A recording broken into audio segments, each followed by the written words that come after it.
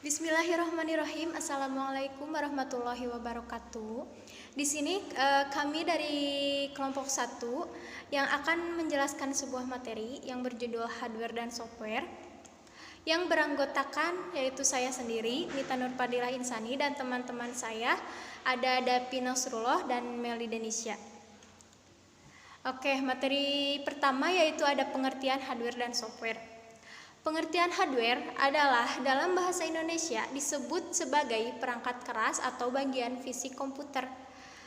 Yang kedua ada pengertian software.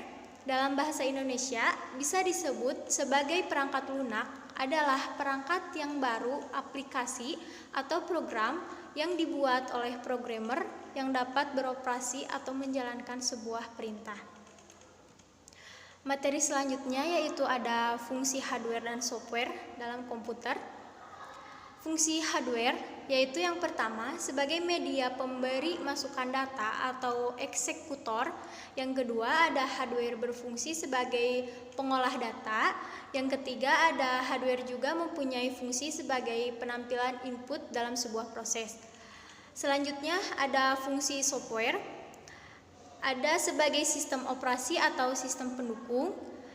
Fungsi yang kedua yaitu untuk mengatur atau mengontrol hardware. Yang ketiga, yang terakhir, sebagai penerjemah setiap instruksi-instruksi ke dalam bahasa mesin sehingga dapat diterima oleh hardware. Oke, materi selanjutnya akan dijelaskan oleh teman saya. Saya di sini akan menjelaskan tentang komponen komputer. Hardware perangkat keras dibagi dua, brainware dan software perangkat lunak. Hardware perangkat keras, input device, perangkat masukan yang termasuk dalam input device ini adalah keyboard, mouse, web. 2. Processing device, perangkat proses. CPU, control processing unit. 3. Output device, perangkat keluaran. Contoh dari output device ini adalah monitor, printer, headphone, speaker, web, dan mikrofon. 4. Storage device, perangkat penyimpanan, RAM, hard, external, CD, DVD, dan flash disk. Software perangkat lunak, software sistem, software utama yang sangat penting karena bertugas mengatur komponen pada komputer secara menyeluruh.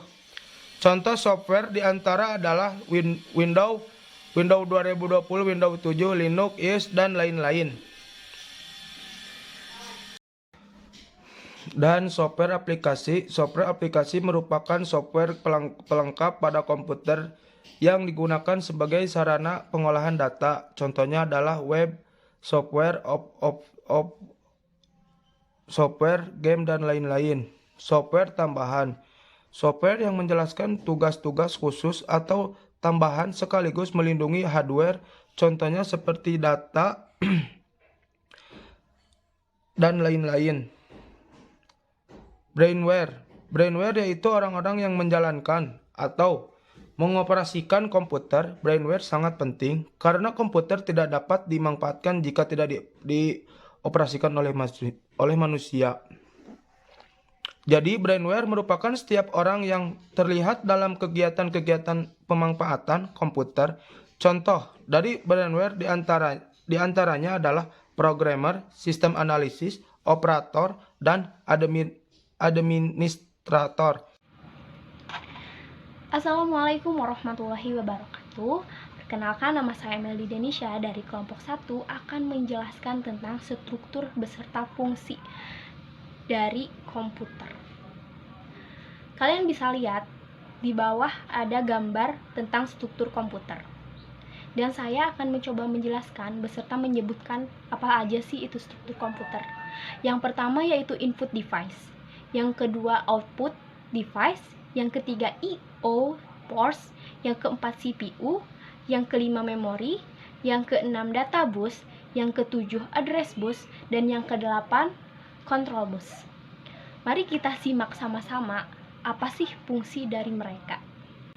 Oke, yang pertama input device atau alat masukan. adalah perangkat keras komputer yang fungsinya sebagai alat untuk memasukkan data atau perintah ke dalam komputer. Yang kedua yaitu output device atau alat keluaran. Adalah perangkat keras komputer yang berfungsi untuk menampilkan keluaran sebagai hasil pengolahan data.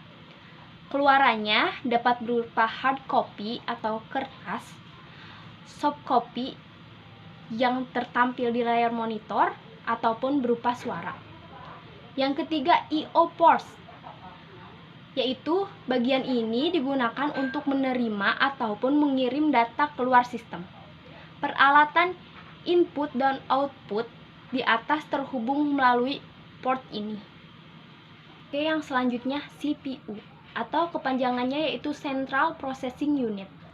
CPU merupakan otak sistem komputer dan memiliki dua bagian fungsi operasionalnya, yaitu ALU, Arithmetical Logical Unit, sebagai pusat pengolahan data, dan CU, Control Unit, sebagai pengontrol kerja komputer. Selanjutnya yaitu memori.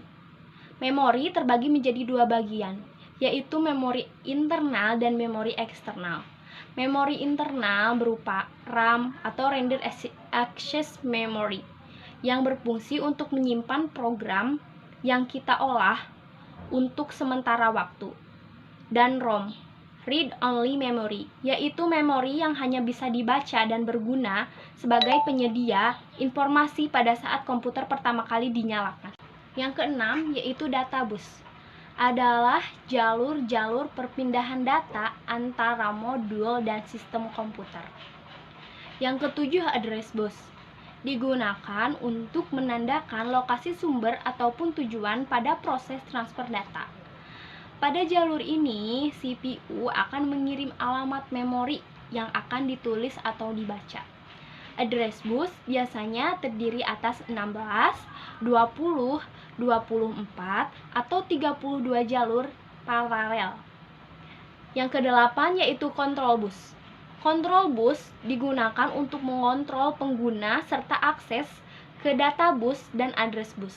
Terdiri atas 4-10 jalur paralel. Sekian presentasi dari kami. Mohon maaf bila ada kekurangan dan semoga menjadi manfaat bagi kita semua. Terima kasih. Assalamualaikum warahmatullahi wabarakatuh.